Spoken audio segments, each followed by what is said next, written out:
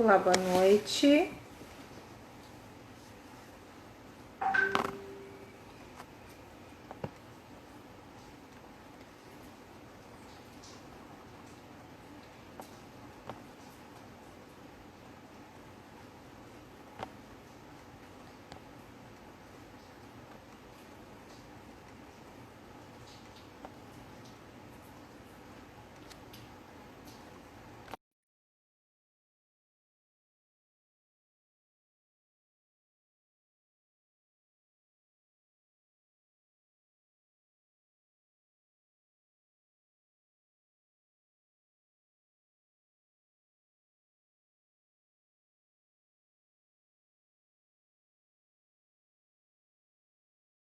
Oi, Isa.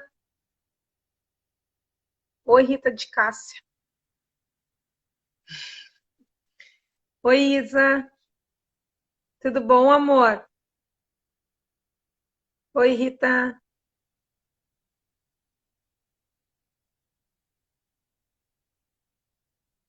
Tudo bom, amor? Você é uma lindinha.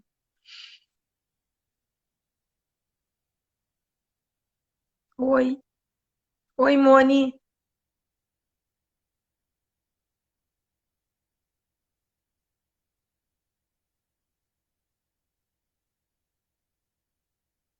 Tô chamando aí. Não sei se não tá com algum problema na conexão aqui.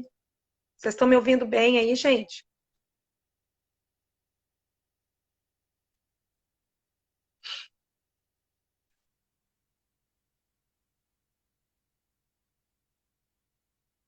Eu amo a tua palavra, entrou. Oi, Paulito.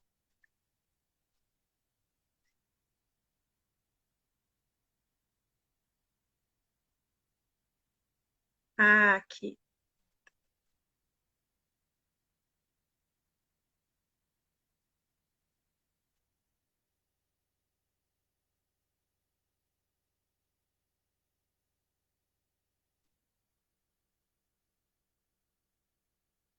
Pronto, eu tô convidando a Ieda ali agora.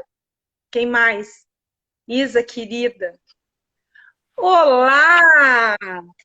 Olá, esse Instagram me dá um baile, porque eu fui te pegar ao vivo e tinha um monte encavalado, porque todo mundo começa a fazer às 19 horas, né? Aham. Então, tinha vários entrando, e eu falei, como é que eu chego nela? Eu tive que ir atrás de ti, entrar no teu Instagram, e você estava ao vivo, é um prazer estar contigo, Ellen. Como é que está a campanha? Igualmente. Ai, tá.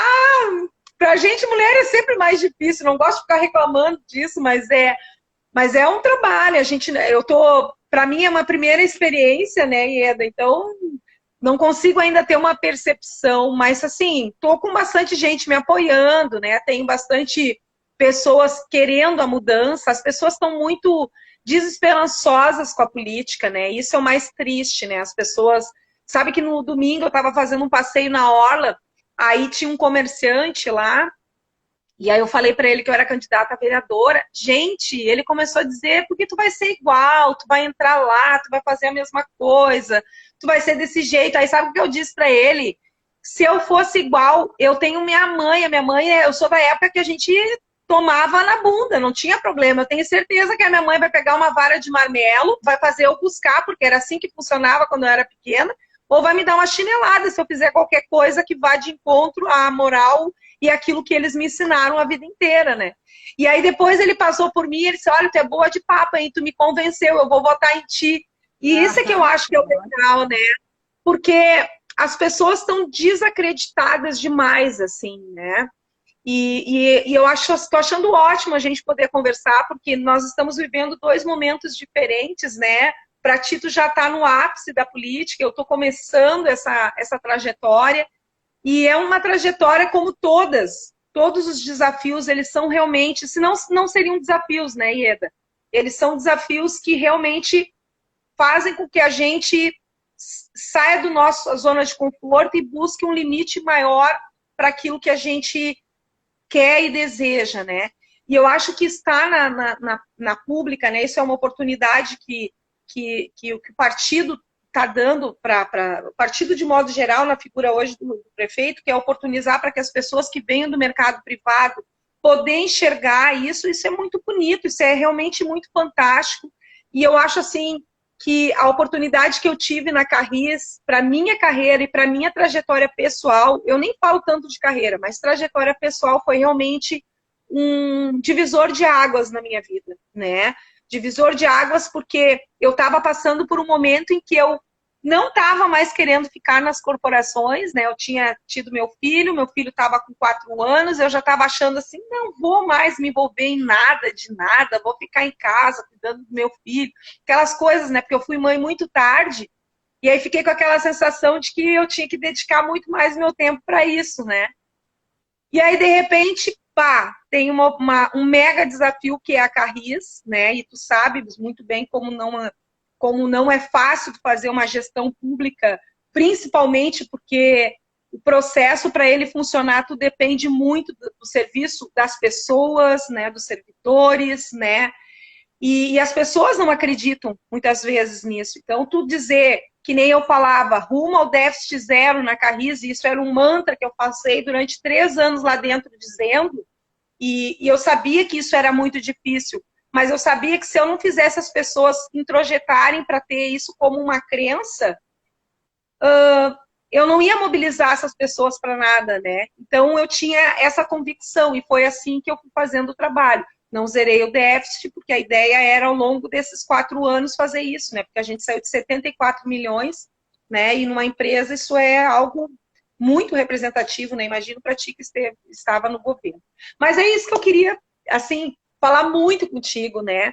Como é que surgiu essa coisa da política, assim, na Ieda como mulher, né? Porque a gente está falando muito sobre as mulheres na política, sobre as mulheres que transformam, não só na política, mas em outras áreas, né? A semana passada eu tive a oportunidade de falar com uma pessoa extremamente transformadora, que é a Bia Kern, né? Que faz um trabalho belíssimo com as mulheres na construção civil.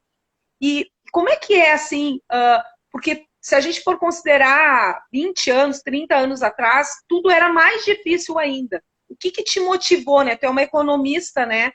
O que te motivou a ir para a política?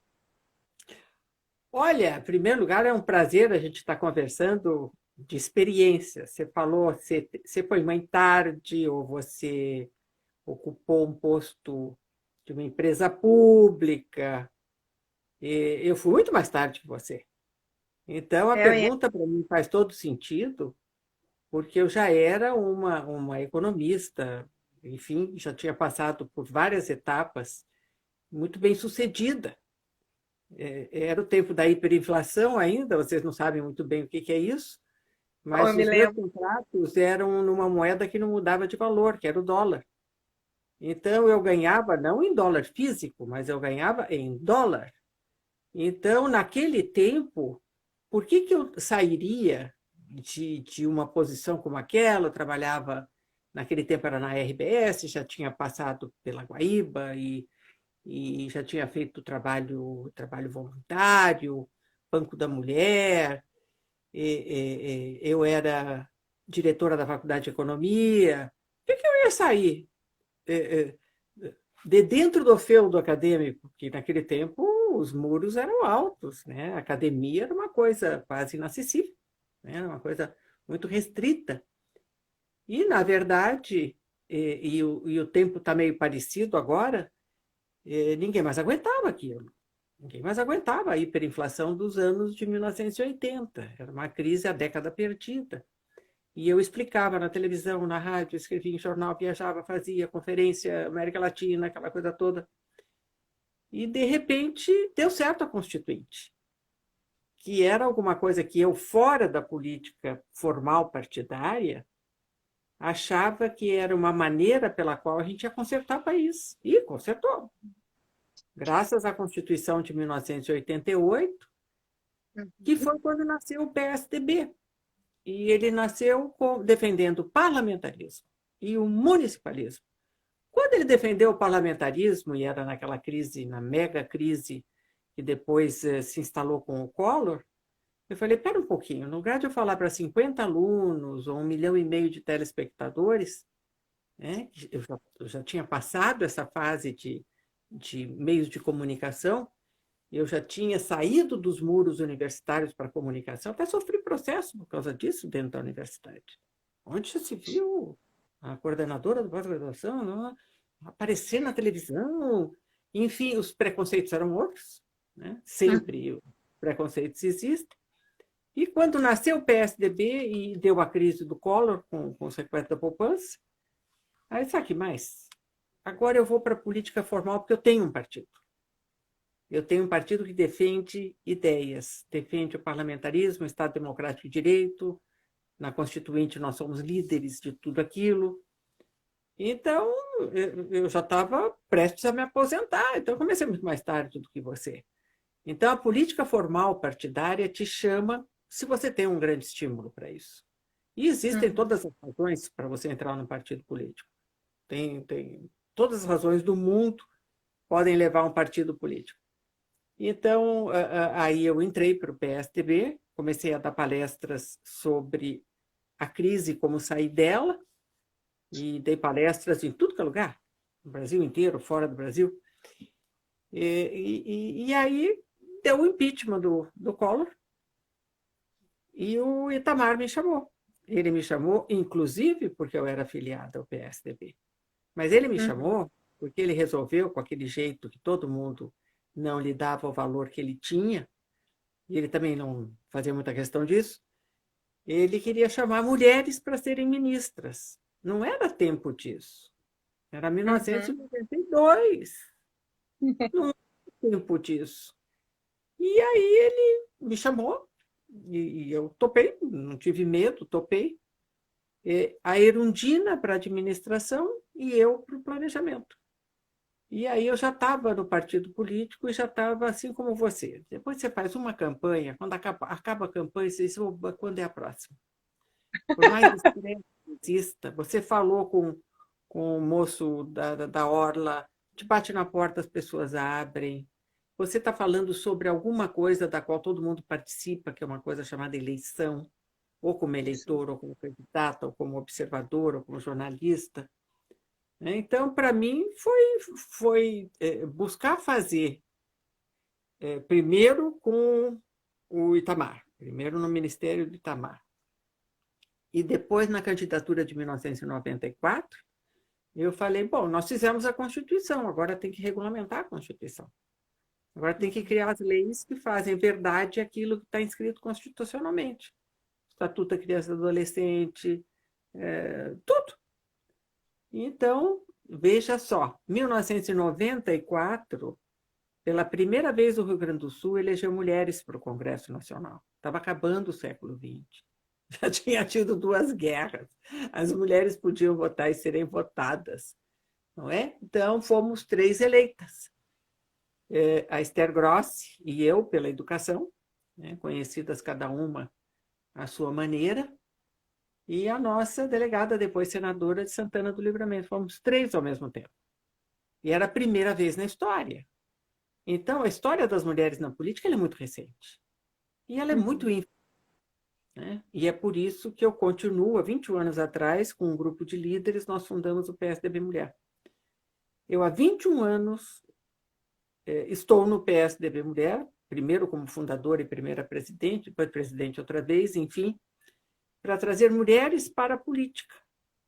E dessa vez com um desafio muito interessante, que é esse desafio da Covid-19, uma campanha virtual. E percebo, então, você nos acompanhou pela plataforma virtual que eu comandei e criei, que mais as mulheres, por tanto que têm que fazer, são tantas as funções ao mesmo tempo, elas são analfabetas funcionais, mas não são só as mulheres. Você veja que as escolas, até hoje, não deram jeito de fazer EAD. Isso aí. Como é que as igrejas vão funcionar em cultos com menos gente? Então, como é que vão chamar? É tudo pelo meio virtual. Mudou o mundo de uma maneira que já vinha mudando, mas intensificadamente agora, e nós fizemos uma plataforma digital e nós vamos alcançar nós vamos apoiar mais de 2.000 mulheres pelo PSDB Mulher. Isso é uma pequena revolução. E nós vamos apoiar, independente se é para vereadora, vice-prefeita, prefeita. Vamos apoiar como capacitação para acabar, em parte, com o analfabetismo funcional, que é mulheres terem acesso à internet, mulheres saberem lidar no celular, mulheres terem o seu e-mail, que equivale quase a uma conta bancária. É a mesma coisa. Se você tem uma conta de e-mail, você tem identidade. Né? Você tem uma carteira de identidade virtual. Né? Então, desde lá até aqui, se eu estou te falando em 1993, com o Ministério do Itamar, 94, como candidata a deputada federal, eu estou falando há 26 anos. E Isso aí. não mudou muita coisa. Realmente não Não, mudou muita coisa. Uhum. tu sabe que eu até te confesso, né? Eu tenho tido assim oportunidade de conversar com as pessoas e como a gente que tem assim um certo privilégio de estar em classes sociais de classe média, e eu tô trazendo isso como um exemplo meu, assim, né? Eu, infelizmente, né, eu digo infelizmente, porque agora eu estou entendendo a importância, né, da gente saber fazer um voto, né, usar esse processo. A gente sempre sabe que isso é importante, a gente estuda isso, mas a gente fica naquela assim, não, eu não quero me envolver com nada que é política, isso não é problema meu. E a gente começa a ver como a gente incorre nesse erro e como a gente ainda tem poucas mulheres que têm a iniciativa de fazer parte da política. Saiu agora, eu estou trabalhando muito com os dados, assim, né? Porque eu gosto muito de. Eu até, quando comecei a fazer todo o processo da campanha, eu disse, eu não consigo projetar a minha campanha sem eu imaginar o que eu tenho de dados de informação. Bom, a gente começou a fazer, então, algumas análises e o que mais me impactou, que eu não imaginava que os índices eram tão baixos, é o número de mulheres hoje que estão ocupando os cargos políticos. Né? Aí não estou falando que são deputadas, senadoras, enfim, não peguei a estrutura de prefeitas, né, nem governadoras, mas esses cargos mais do legislativo, nós não superamos 14% de representação. E quando a gente vai olhar o número de mulheres, pegando aqui para a realidade de Porto Alegre, nós temos hoje 55% de eleitoras, né? 55% são eleitoras. Nós temos 13% de representatividade na nossa Câmara de Vereadores. E mais, se a gente for olhar as últimas 3 eleições, não houve mudança, é quase que estático esse número, ele não tem nenhuma representatividade de crescimento. E aí eu fico me perguntando, poxa vida, eu não curto muito essa coisa, é mulher, tem que ser competente, eu tenho essa visão. Mas, infelizmente, para a gente também ter a busca do equilíbrio, precisa-se ter mais mulheres e diversidades dentro desses ambientes políticos, e como não só políticos, dentro das estruturas privadas, né, de vários locais. O número de mulheres hoje que são candidatas para a cidade de Porto Alegre corresponde a 33%. Isso significa dizer que nós temos 3% a mais de mulheres do que exige as cotas. Isso, para mim, ainda é algo que nós precisamos superar. Nós precisamos ter mais mulheres competindo, nós precisamos ter mulheres eleitas para que a gente possa... Deixa eu fazer uma pergunta, porque é a minha função. Por que tão poucas? Porque elas não querem? Não, isso é um mito. Sim, é a falta de encorajamento. Elas querem. Navegar dentro de um partido político, onde nós somos maioria de filiadas, somos mulheres dentro do PSDB, a maioria, nacionalmente, sabe, as cadeiras estão ocupadas, eles não criam novas cadeiras, né? Tanto é que o PSDB Mulher, comigo, tem um lema, nossa política é ampliar espaços, tem que trazer mais cadeira, tem que dar um jeito. É muito difícil a vida dentro do partido político. A gente não faz os pactos tradicionais e conservadores que são feitos dentro da política a partir... e eles são maioria. eu tenho um monte de apoiadores. Quando eu fui eleita governadora, eu fui eleita porque os homens votaram em mim. Não, não é assim, né? Não é que eles são contra a gente ou a gente é contra eles. Mas o Uhum. funcionamento do poder, ele gera um tipo de competição, que é um tipo de competição meio assassina, assim, de vez em quando assassinam a reputação, de vez em quando tiram o teu tempo de televisão, não te dão aquilo que deveria ser democraticamente estabelecido, enfim, e cada partido tem um padrão, né? Cada partido tem um padrão. Então, quando te perguntei assim, por quê? Essa pergunta você vai ter que perguntar, elaborar e responder na vivência. Você vai ter Uhum. que ter a sua vivência para saber por que tão poucas. Agora, me diga se alguma coisa não está errada na política nacional. O número de candidatas mulheres a prefeitas em 2020 é 13%. De candidatas a prefeita. Tem alguma coisa de errado na maneira de fazer política que não estimula mulheres que estão em todos os setores, desde os setores empresariais, financeiros, atividade de bairro, hospitais, escolas, né? Então, como é que em 2020, daqui a pouquinho vão ter que criar cota de 30% de candidatas mulheres às prefeituras? Essa coisa de cota, ela tem que ser temporária. Ou você muda a cultura, ou a cota não resolve. Tanto é que eu estou te dizendo que tem cota. Tá? Nós fomos as primeiras mulheres a serem eleitas em final de século, e até hoje não mudou, por quê? Porque não muda o modo de fazer política. Quanto mais democrático ele for, mais chamará mulheres para fazer política, como é o teu caso, ou como foi o meu.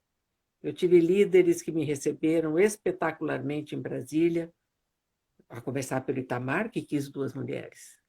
Ele sabia que na competição pelo poder, você vai dar planejamento e orçamento para uma mulher? O que é isso? Então, é isso que eu quero dar para uma mulher. Então, desde o Itamar, depois aquelas lideranças espetaculares que o PSDB teve, e por idade já perdeu.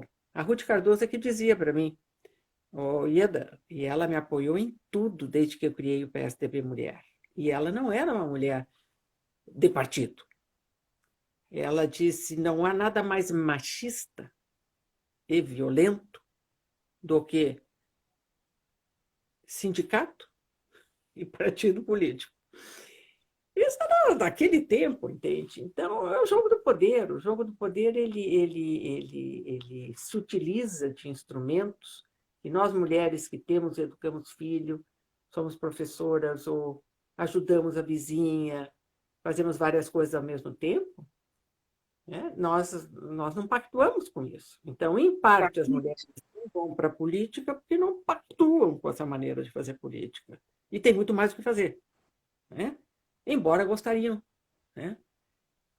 Então, eu te cumprimento, porque você topou, e depois, daqui a algum tempo, você me diga se é assim como eu digo. A campanha eleitoral é uma coisa única para a gente que viveu no mundo privado.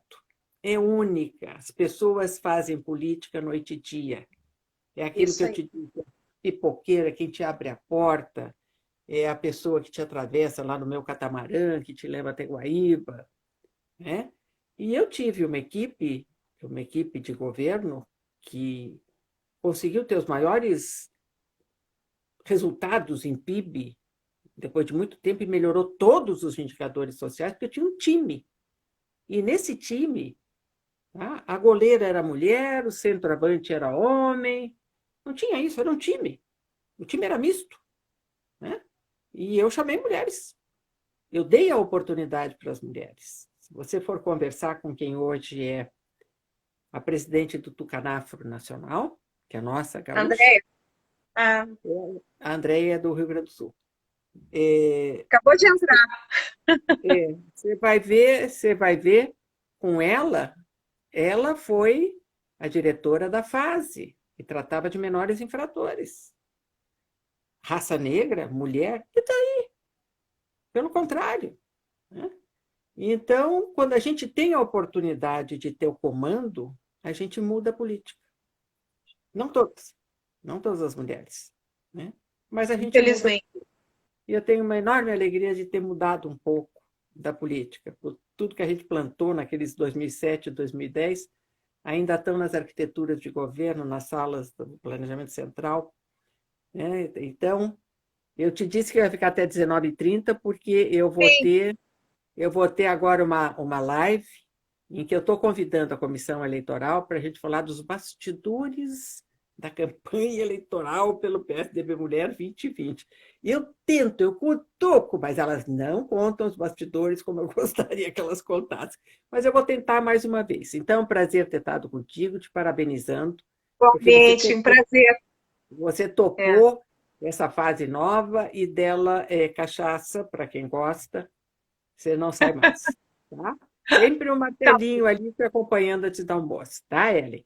E a todos tá que estão bom, nos acompanhando, que eu não estou conseguindo ler aqui, tá? Tem a Isis tá Moreira, certo. a Andréia Campos, a Karen Luce. Então, a todas e a todos que estão nos acompanhando, um beijo muito grande. Vamos para essa campanha, porque Isso ninguém aí. sabe o que dela vai resultar. Ela é completamente diferente das demais, tá? Então, ó, beijo, Ellen, beijo a Beijo, todos que Ieda. estão Um prazer te te conhecer. acompanhando aqui, Tá bom, tá? querida. Um grande abraço. Tchau, Bons tchau. votos Tchau, de gente. sucesso. Tchau, tchau. Tá, obrigada. Tchau.